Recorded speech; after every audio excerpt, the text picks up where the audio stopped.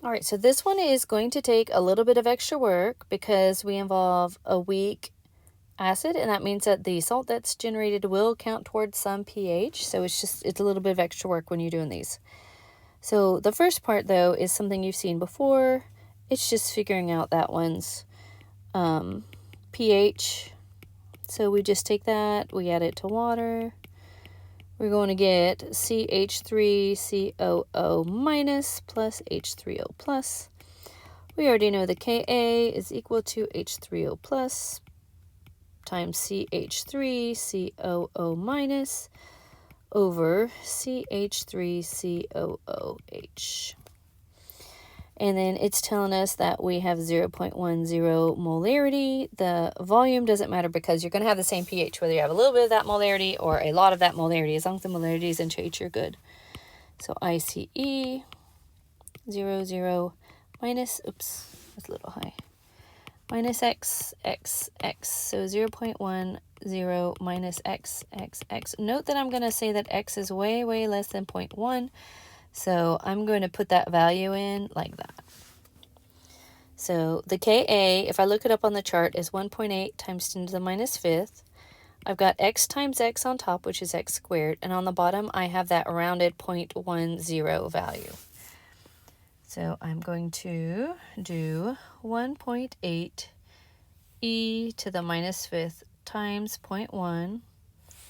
And then we'll do square root of answer. And so that gives us that X is equal to 1.34 times 10 to the minus third. And then when I do the negative log of that answer, I get that the pH is equal to 2.87, which makes sense because this is something that is acidic. I put 872. Okay, so that's stage 1.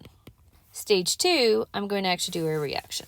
And this is going to turn out to be a buffer situation is what's going to happen. So stage 2, my volume, it's going to be 0.004 liters times my 0.5 molarity, which ends up being 0.0002. No, it's 002. I believe. I'll just double check it to quadruple it in here. 0.004 times 0.5 is 0.002.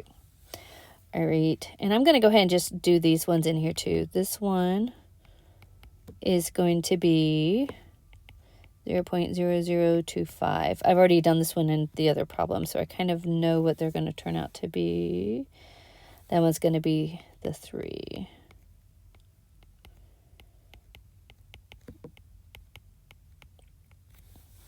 All right, so ice chart for step 2. So it's the CH3COOH plus the NaOH is going to make CH3COO minus the Na will balance that out, plus the H2O or HOH. ICF. So this one starts with, these two are going to give me, well, okay, if you aren't sure, 0.1 times 0.025. So 0.0025. I have 0.0020. I don't have any of that. And the water part doesn't matter. Minus X, X. 0.0025 minus X. 0.0020 minus X, X. So when I plug it in, it's still the, well, not plugging it in.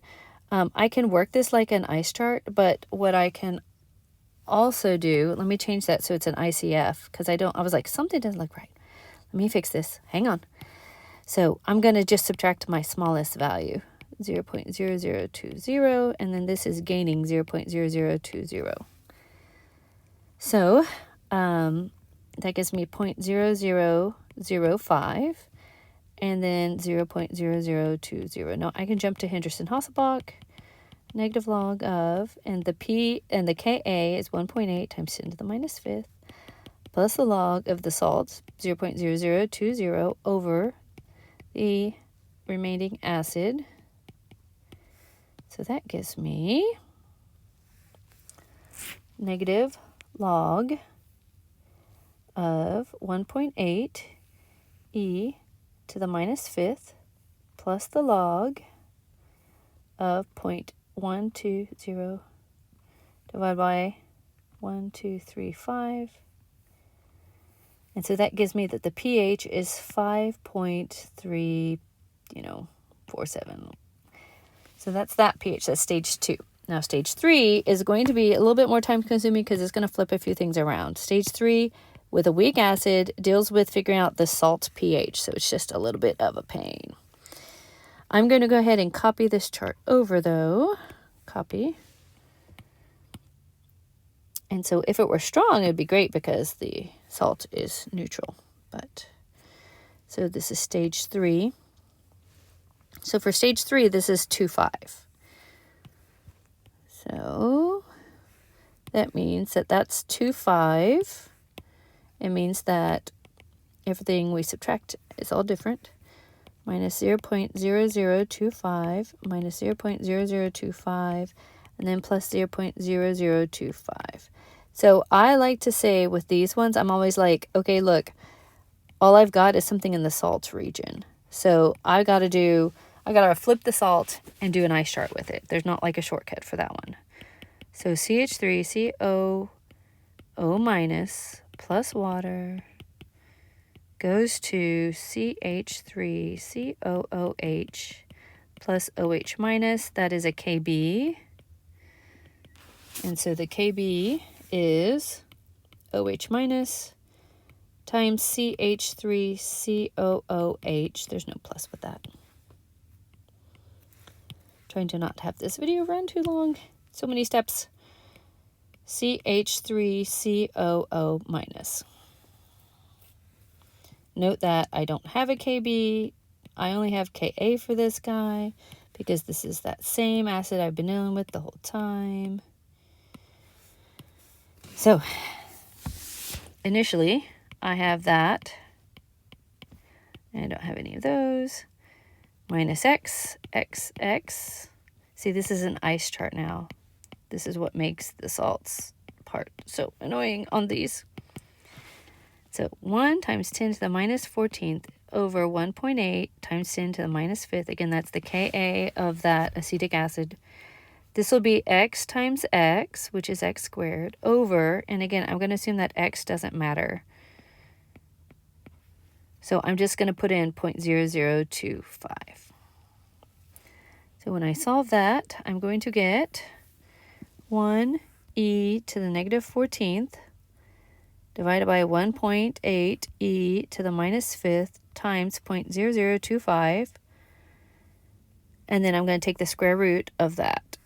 And so I get x is equal to 1.18 times 10 to the minus 6th. So the negative log of that answer is, this is POH because that's OH. That's OH. 5.93. So 14 minus that answer gives me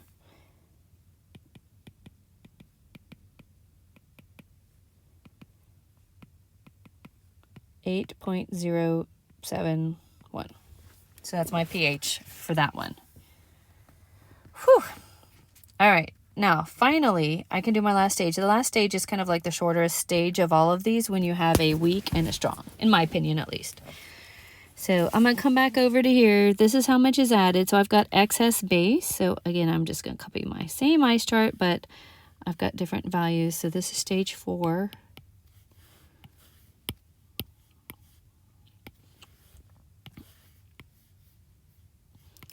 So this time, I've got this much NaOH added. So I'm going to subtract out that.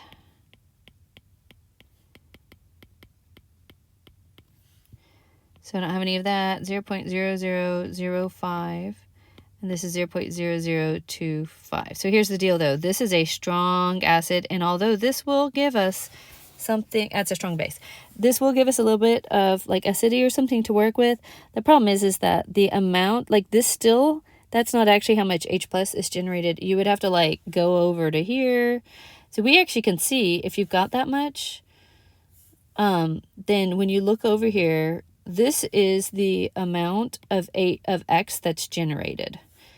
And when I compare that to this number, 0.0005, that's moles. I need to make it in liters. So my total liters is 25 plus 6, which is that 31, 0.0031, 0.031 liters. That will give me 0.005 divided by 0.031. It will give me basically 0.161 times 10 to the, well, it's just 0.161. So look at the quantity here that's coming from the base. That's how much OHs are coming from the base versus over here, like that's a tiny bit coming from that one. So we're going to go over here and we're just going to say that the amount of COOH doesn't matter. We're going to take the negative log of 0.161 molarity. Notice that that is POH because we are talking about a base. So negative log of the number I just calculated gives me 0.79. And then when I do 14 minus the 0.79, that gives me pH is equal to 13.2. Finally done with the titration.